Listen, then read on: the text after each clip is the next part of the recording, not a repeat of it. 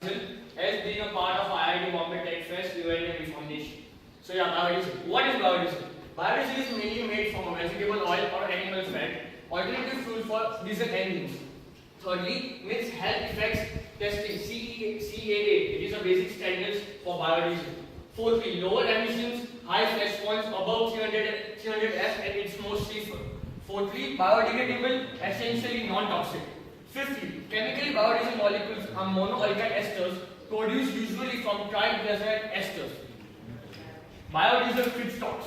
Biodiesel can be obtained from vegetable oils like soya and canola, other oils from palm, coconut or fish, animal fats, beet, tallow, shallow tallow or pork lard, and lastly, recycled waste grease, yellow grease or dead grease. Why we should use biodiesel? We should know the effects of using biodiesel and why there is a need to use biodiesel.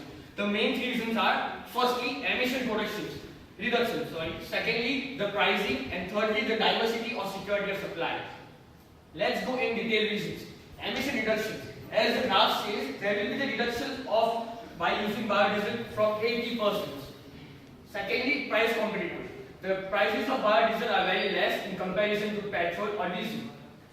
Thirdly, supply deficit. As we know in today's generation, petrol and diesel are renewable sources and are non-renewable sources and are gonna get deficit. So there's an urgent need to use biodiesel. Biodiesel can be used in existing diesel engines.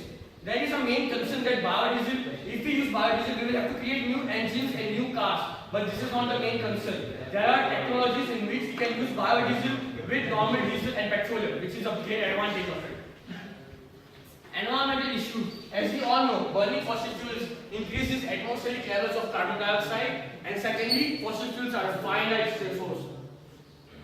Now there's a comparison between relative greenhouse gas emissions. B100 being 100% biodiesel and B20 being 20% biodiesel plus petroleum diesel. This is a comparison which shows the greenhouse emissions from biodiesels to gasoline. As you can see, biodiesel has the least amount of greenhouse gases and the gasoline being the highest amount of greenhouse gases. Now there is a comparison between diesel and biodiesel. These are the number of different gases which are emitted by biodiesel and highest being the normal diesel.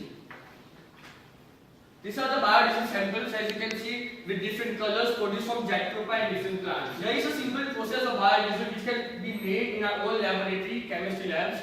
Firstly, we have to take waste veggie oil, then do process, heat the oil at 120 degrees Fahrenheit. Thirdly, check the titration level through the different instruments.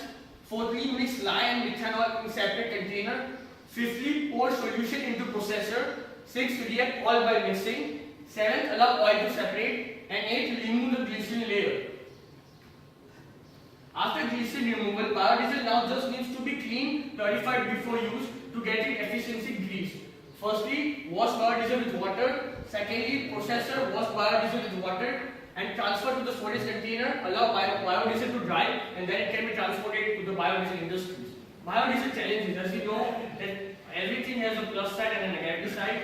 The negative sides of biodiesel are cold weather operation. It cannot be used in cold weather. Secondly, producing enough feedstocks oil to replace large portion of petroleum.